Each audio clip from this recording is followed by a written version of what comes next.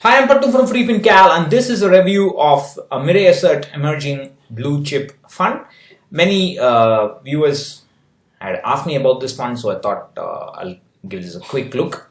Now, there are a couple of things about this fund that existing investors and investors who are interested in starting fresh investments in this should be aware of.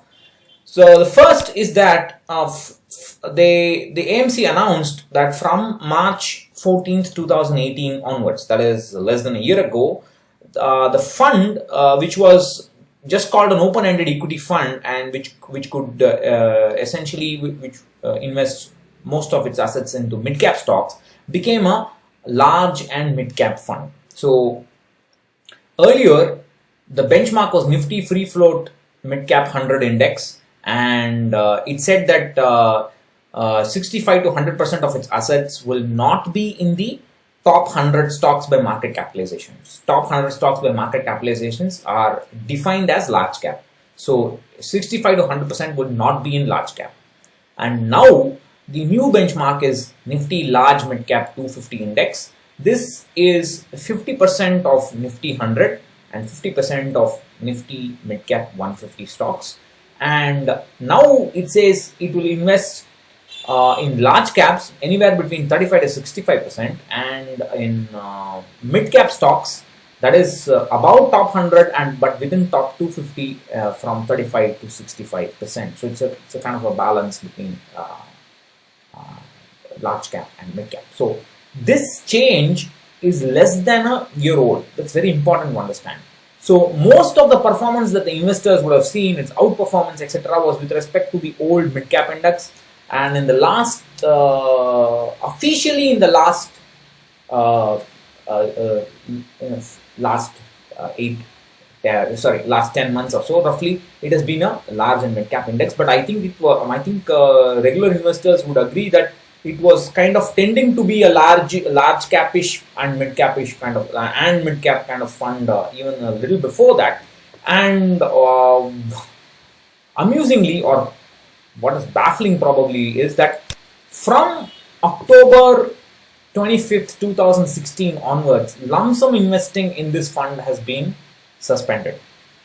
At that point, it was a mid cap fund, and the market was kind of zooming up. The mid-cap stocks, small-cap stocks had moved up, and one can understand why to protect existing investors, the fund would suspend lump sum money into the fund, because sudden influx of AUM, the fund manager will find it difficult to actually invest and find opportunities and so on. This performance will suffer. At that time, even to me, it seemed like a good decision. But that's almost 2.5 years old. Right? And since that time, the fund has increased its large cap exposure. The SEBI regulations have come in, and it has officially become a large and mid cap fund.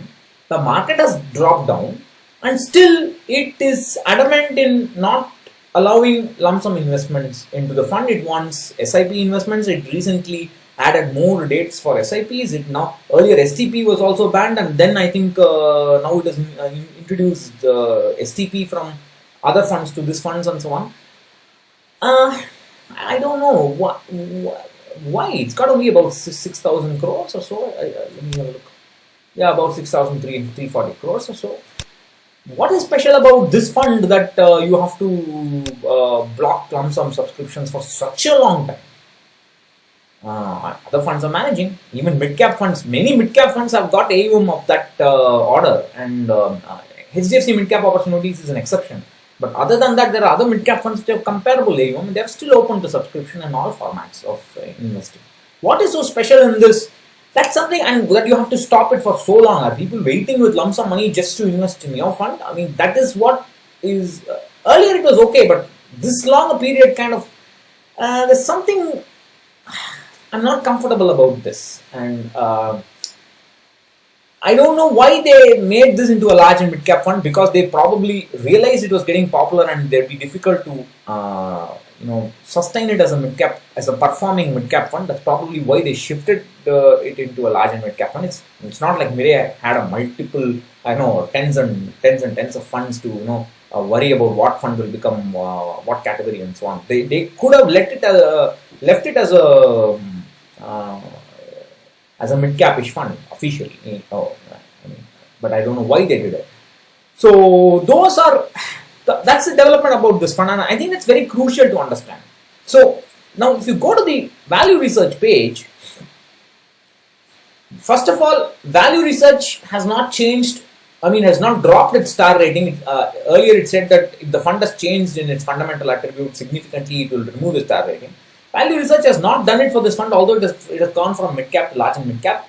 Probably because value research looks at the portfolio for the last 1 year trailing, and as long as its composition doesn't change, it leaves the star rating as is. And I think that's the reason why the star rating is there, because even prior to the actual official SEBI regulatory change, it was a kind of a large and mid cap fund, and that's why the star rating is there. But what is important to understand is if I go to the performance tab and if I click on all, you actually see the performance of the fund plotted against Nifty Large Mid Cap 250. Please recognize this is wrong. The old benchmark is Nifty Free Float Mid Cap 100, and only from March 14, 2018. So you have to go here, change it to 2018, make it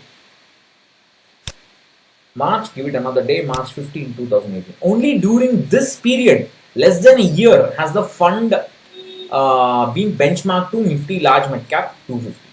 Now, Nifty Large Mid Cap 250 will be a tough benchmark to beat for this fund, and it's going to be a tough benchmark for any fund because it's 50% large cap plus 50% mid cap. I have a feeling that this fund has chosen a very tough benchmark, and it will be difficult for this for it to beat this fund. It should have probably taken something like NSE 200 or BSE 200, because if you look at this, actually for the last couple of years, the fund has struggled against this against Nifty Large Mid Cap 250, although it was not a benchmark at that time. So you can see it's kind of struggled from November 2017 onwards, right? And so even though so that's when it kind of transitioned from. At that time, it was having this heavy influx, I think, of AUM, and then it wanted to change and so on. So my feeling is that first of all, existing investors should not expect past returns to repeat in future, because the fund has changed in character.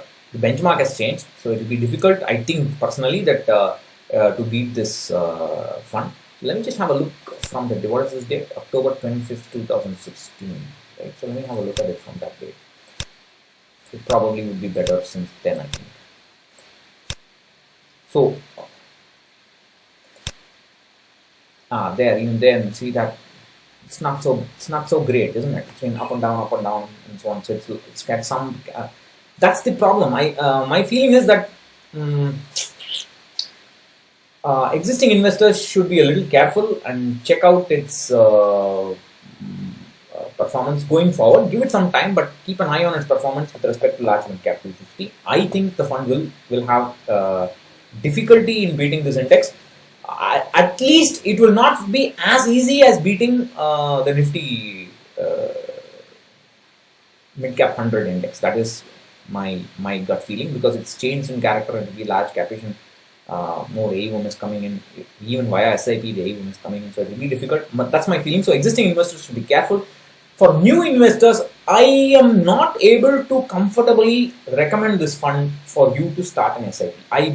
Performance wise, if you look at that, you look at the past performance, it is spectacular, but with respect to the old benchmark, even peer comparison, if you take, it's all fine, everything is fine.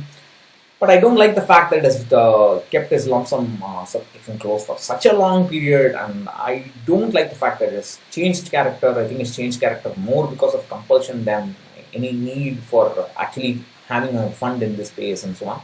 So I'm not able to bring myself to suggest this fund for fresh investment.